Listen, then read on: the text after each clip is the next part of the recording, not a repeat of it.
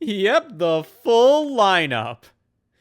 The full lineup. This is a pretty fun subset of Wii Remotes to collect. It's the Mario Special Edition character doodads. These released throughout the Wii U's life, primarily kind of around a certain game release, I guess. So, for example, the Mario and Luigi Wii Remote Plus is launched in late 2013, kind of to coincide with Super Mario 3D World. And then a few months later, they announced the Peach and Yoshi Wii Remote Pluses, but only Peach released here in North America around the time of Mario Kart 8. And these three little bastards, they just kind of came out whenever they wanted all across the world. Like, these all released in Europe and Japan and North America at all different times, and in North America, they were GameStop exclusives. Because, damn it, you need a reason to go there, and this'll do. I think these are a bit interesting for a couple of minor little reasons. I mean, overall, like, you know, what is there to talk about? The Mario-themed Wii Remote Pluses. Ooh. But I don't know, I just think it's kind of fun that Nintendo took the Wii Remote, a controller known for just being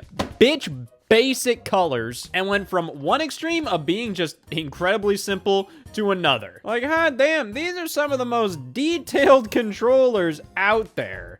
Controllers that aren't really like a special limited edition, that is. So like, yeah, I mean, these are special editions, I guess, but at the same time, like, these were kind of all around for a bit there. Like, these aren't really like, oh, the Mario Special Edition Wii Remote Plus. It was kind of like Mario is the damn color of this Wii Remote. Like, you have white, black, and Mario. Those are your colors of Wii Remote. But you know what's also interesting? Nintendo did something exactly like this years prior during the GameCube generation, all right? All right, who's hungry for denim? This is a Japanese Nintendo GameCube Luigi controller released through Club Nintendo over in Japan. And as we can see here, oh, let's wait for the grand reveal.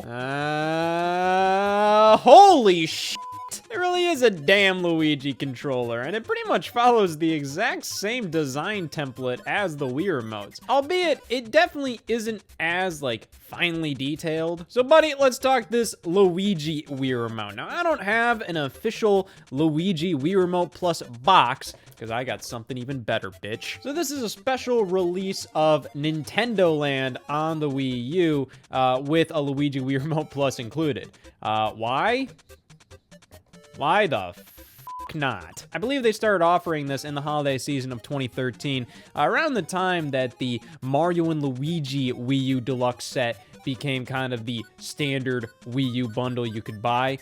So Nintendo Land wasn't necessarily included in that one, so, you know, they kind of wanted to offer a nice little bundle of Nintendo Land on the store shelves. So, hey, why the hell not include a Luigi Wii Remote Plus, which I think is just kind of funny because that implies they had a lot of these left over. But I actually picked this up not because I necessarily needed the Nintendo Land game, but because I actually got it on, like, clearance at Best Buy for like way less than the Wii Remote Plus on its own would retail for. It's like 20, 30 bucks, and I got a free copy of Nintendo Land with it. I'm like, why the hell not? Of course I'm gonna get that. And honest to God, ever since, this has kind of been my go-to Wii Remote. I mean, in my head, I'm always thinking like, oh yeah, that's the new Wii Remote. Of course it's gonna work well. I have so many Wii Remotes, and so many of them are just disgusting. Let me tell you, if you ever need your batteries to get corroded as quickly as possible, pop them in a Wii remote. Like, I have a lot of black and blue Wii remotes that just,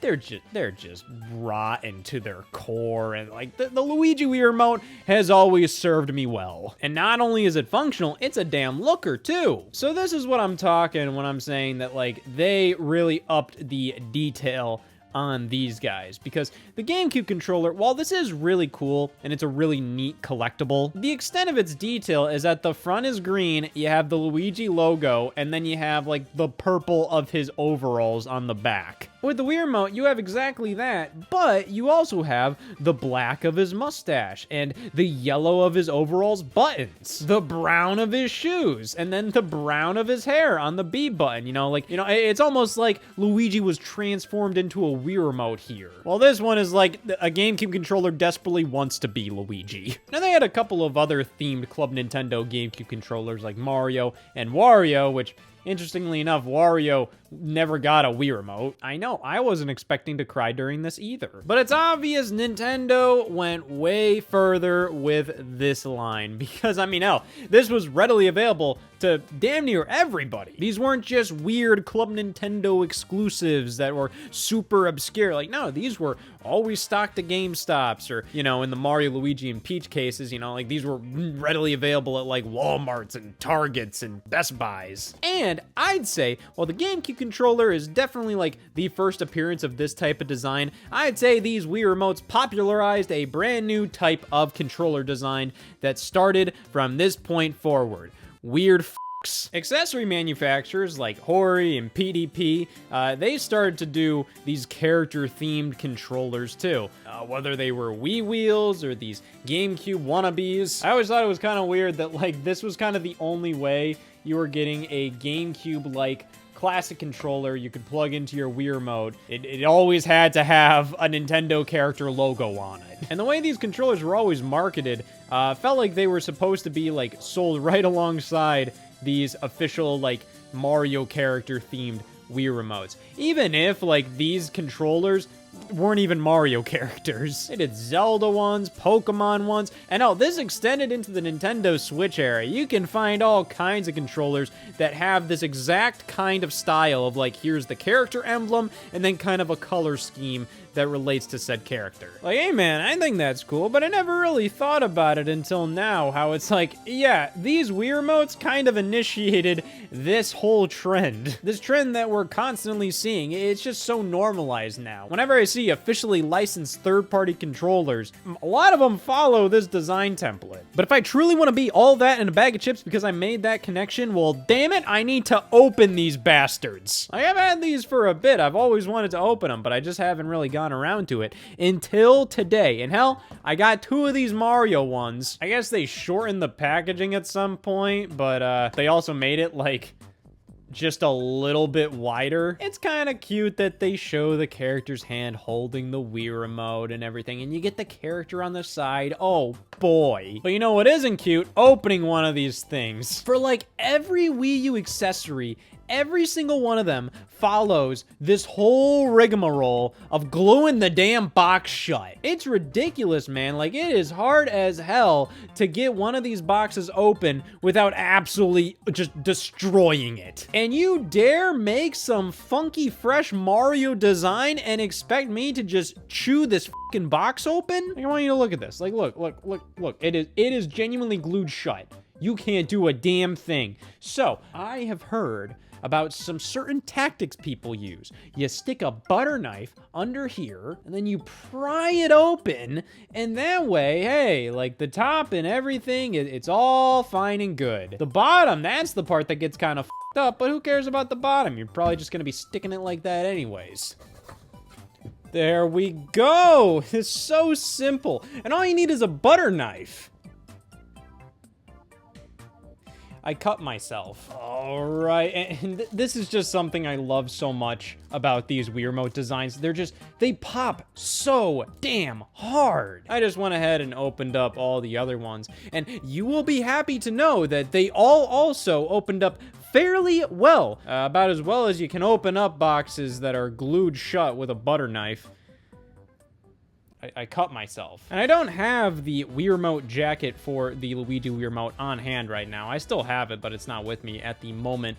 But it just shows, like, these really pop, especially with the jackets on. Interestingly, not all of them are, like, you know, completely different colors. You know, Mario's is still red, Luigi's was still green, Toad's is just white, but Peach's is a bit of a different pink, and then Bowser just is straight up just... What the f*** is this? And then Yoshi's design, honestly, feels like it needs the Wii Remote jacket to feel fully complete. As this makes it so then, like, okay, like, this is the green of Yoshi, and then the white's almost like, you know, kind of like the white on his belly. Which brings up a point here. I think these designs peaked with Mario and Luigi. This might be an unpopular opinion, but I'm willing to die for it, damn it. Please don't. I just feel like Mario and Luigi's designs are just so perfect on these Wii Remotes. The fact that the emblem on their hats are right there, and then just everything around it just completely correlates with the colors on their character designs. And it just felt like they wanted to do the same thing for the other Mario characters, but they just don't really have like the same type of iconography, so it doesn't really hit the same. Like, I 100% understand all the characters have their own character emblems, but Mario and Luigi's character emblems are the same as their damn hat, and that just works really damn well. When you go to Toad, this doesn't feel as much like it's Toad as a Wii Remote. It feels more like a Toad-themed Wii Remote, which I do feel like is a bit of a strange thing to hold these Wii Remote designs to, but that just shows how good these are, and that just shows that these don't really meet the same level, but they're still really damn cool. And yeah, man, I would just love to see Nintendo do more stuff like this. I mean, like, they always do special edition controllers, but at least with the Joy-Con on Nintendo Switch, like, my lord, man. They started things off so cool by introducing, like, neon red and neon blue colors. It's like, oh, wow, they're gonna go fucking berserk with these things. And, like, who cares? The Smash Brothers Joy-Con, I personally think, are pretty damn lame. Any of the Mario-themed Joy-Cons are just kind of like this deep blood red, and that's like it. And then we have like the Skyward Sword Joy-Con, which I'm just gonna be frank with you, man. I think those are a little damn ugly. I think they're cool, but ugly at the same time. You ever feel like that with like special edition controllers? Like, I mean, I like the game, so by proxy, I do like these controllers, but I think the design is kind of dumb. I don't know, man. I just wanted to talk about Luigi today, and just how these controllers are really neat. They're really special. It's a cool line to get everything for, especially considering like these characters are mainstays in so many of the multiplayer games we play and whatnot. So it's just to have like a Toad Wii Remote, if Toad is your character, or Yoshi or Bowser or Peach or Luigi or Mario, I just think, hey, it makes a lot of sense. And these controllers initiated the trend of character-themed controllers with their emblem in the middle, and they're not necessarily like a limited special edition thing. Nah, they're just, these are the third-party licensed controllers you can get at any GameStop. Like, I don't know. It's just fun, and it led us to these controllers.